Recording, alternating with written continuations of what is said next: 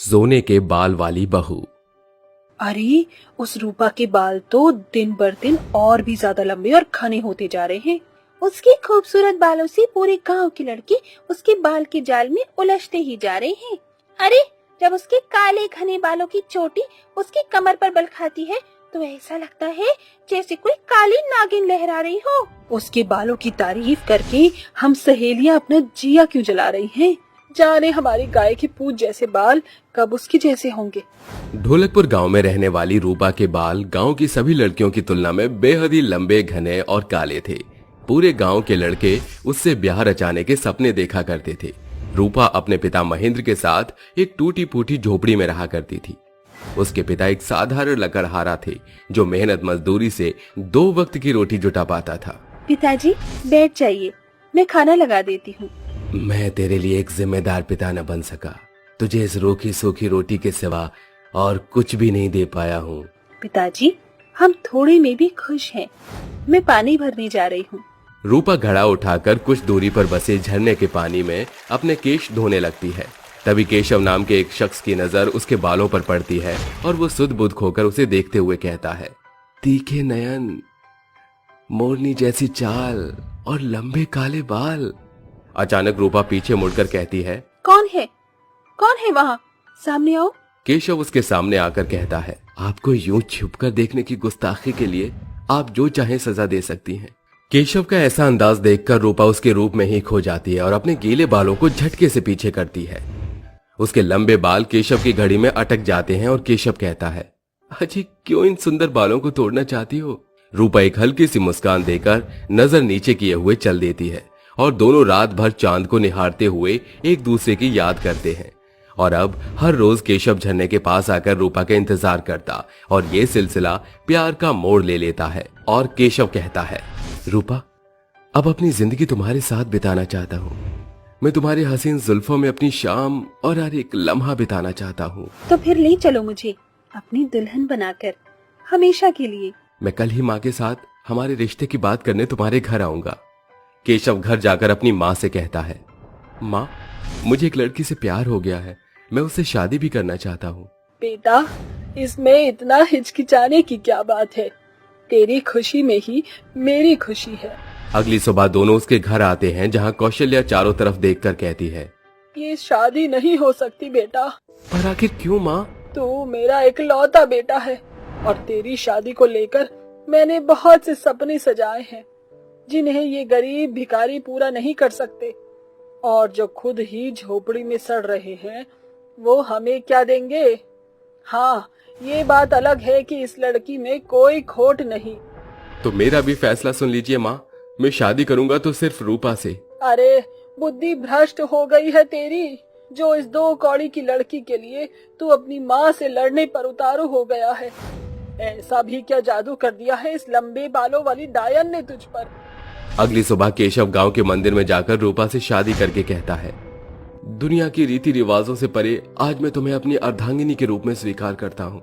जैसे ही दोनों घर आते हैं तो कौशल्या कहती है, नास पिटे तेरा डायन, मेरे बेटे को अपने जाल में फंसा ही लिया। माँ, अब रूपा मेरी पत्नी और आपकी बहू है, इसके खिलाफ मैं एक शब्द नहीं सुनूंगा। आप हमें अपना आशीर्वाद नहीं देना चाहती तो हम इसी वक्त चले जाएंगे। बेटा, तुझे यहाँ से कहीं भी जाने की कोई जरूरत नहीं। आओ बहू रानी, स्वागत है। दरअसल ये कौशल्या का 2 तरफा चेहरा था। केशव की गैर मौजूदगी में कौशल्या अपने बहू पर अत्याचार करने का एक मौका नहीं गवाती थी। क्यों रे करमजली, बड़ा शौक है ना लंबे बाल रखने का? घर के हर एक कोने में तेरे ही बाल पड़े हुए हैं और खाने में भी तेरे ही बाल तैर रहे हैं। सासू माँ, आपके डर से मैंने पिछले 2 दिन से अपने बालों में कंघी तक नहीं लगाई, फिर मेरे बाल कैसे गिर सकते हैं? तू मुझे झूठा साबित करना चाहती है? रुक, अभी तेरी अकल ठिकाने लगाती हूँ। कौशल्या बेरहमी से उसके बाल पकड़कर उसका सिर दीवार में पटकने लगती है और वो कहती है, सासू माँ, छोड़ दीजिए मेरे बालों को, मुझे बहुत दर्द हो रहा है। समय तेजी से गुजरता है जिसके साथ कौशल्या की ज्यादतियां भी बढ़ती जाती हैं। एक रोज वो कहती है, बड़ा इतराती है ना अपने लंबे घने काले बालों पर। अब जैसे ये केमिकल वाले शैम्पू को अपने बालों पर मलेगी, रौनक ही बदल जाएगी उस शैम्पू के चलते प्रतिदिन के साथ रूपा के बाल तेजी से झड़ने लगते हैं और वो पूरी तरह से गंजी हो जाती है और रोते हुए कहती है, नहीं नहीं, हाय रे, मेरे बाल झड़ गए। कमरे में आकर कौशल्या हंसती हुई कहती है, अरे ये क्या बहू रानी, तू तो सजनी से गजनी हो गई। वैसे ये चमचमाता हुआ टकला तेरे सर पर बड़ा जच रहा है। रूपा के गंजे होने की बात पूरे गांव में फैल जाती है। रुचि, तुझे पता चला? रूपा की सारी बाल उड़ गई, वो तो अब गंजी हो गई है। अरे इक्का दुक्का केश भी नहीं बचे उसके सर पर। अच्छा हुआ जो उसकी सर की हरियाली छिन गई। अपने लंबे केश पर इतराकर हमें कितना जलाती थी। रूपा को अपने बालों को खो देने के गम से रोता हुआ देख केशव कहता है, रूपा अब चुप भी हो जाओ। मैं तुम्हारी सूरत से ज्यादा तुम्हारी सीरत से प्यार करता हूँ। मुझे इससे कोई फर्क नहीं पड़ता कि तुम्हारे बाल हैं या नहीं। एक लड़की के लिए उसके बाल सबसे खास होते हैं, क्योंकि वही उसे सुंदर बनाते हैं। वो रात के अंधेरे में बिलक बिलक कर रोती हुई कहती है, काश माँ आज तुम मेरे पास होती। अचानक एक तेज रोशनी के साथ उसकी माँ प्रकट होकर कहती है, रूपा मेरी बच्ची, निराश ना हो। माँ आप यहाँ?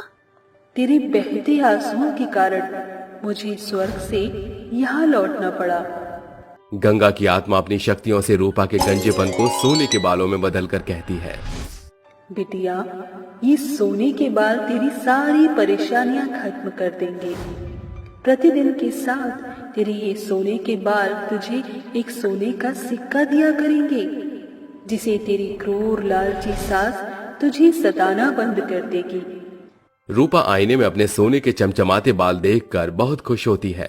तभी उसके बालों की अंतिम छोर से एक सोने का चमचमाता सिक्का गिरता है, जिसे उठाकर वो अगली सुबह अपनी सास को देकर कहती है, सासू माँ ने मुझे ये सिक्का आपको देने को कहा था। बहू के सोने के बाल देखकर कौशल्या की आंखें चकाचौंध रह जाती हैं और वो कहती है, अरे गंजी, रातों रात तेरे टकले माथे पर सोने की खेती कैसे उभर आई? कल रात माँ मेरे पास आई थी, उन्हीं के जादू से मुझे ये सुनहरे सोने के बाल मिले हैं। लालची कौशल्या अकेले में खुद से कहती है, मैं तो खामखा इसके लंबे बालों से जल बुन रही थी। ये तो सोने के अंडे देने वाली मुर्गी निकली। अब ये हर दिन मुझे सोने के एक सिक्के दिया करेगी। मेरी तो लॉटरी लग गई। बस इसे मेरी सच्चाई पता नहीं लगनी चाहिए कि मैंने ही उसको गंजा किया था। कौशल्या की ये बात केशव सुनकर कहता है, मुझे तो पहले ही शक था कि आपने ही रूपा के बाल से जलकर उसे गंजा किया था। क्या रूपा की जगह आपकी अपनी बेटी होती तो भी आप ऐसा ही करती? कौशल्या अपने बहू के कदमों में गिरकर कहती है, अपनी सास को माफ कर दे बहू। गंजेपन का कारण मेरी जलन था। जलन में आकर मैंने तुझे कितना परेशान किया। मैं माफी के लायक नहीं हूँ। मैं इस सच से वाकिफ हूँ, पर आपका सच्चा पश्चाताप उन सैकड़ों गलतियों पर भी भारी है। चलिए सभी गिले शिकवे भूलकर आज से एक नई शुरुआत करते हैं। आज मुझको एहसास हो गया कि धन से बड़ी दौलत परिवार और प्यार है। तेरे सोने के लंबे बालों से मिलने वाले सिक्कों से अब हम जरूरतमंद लोगों की मदद किया करेंगे।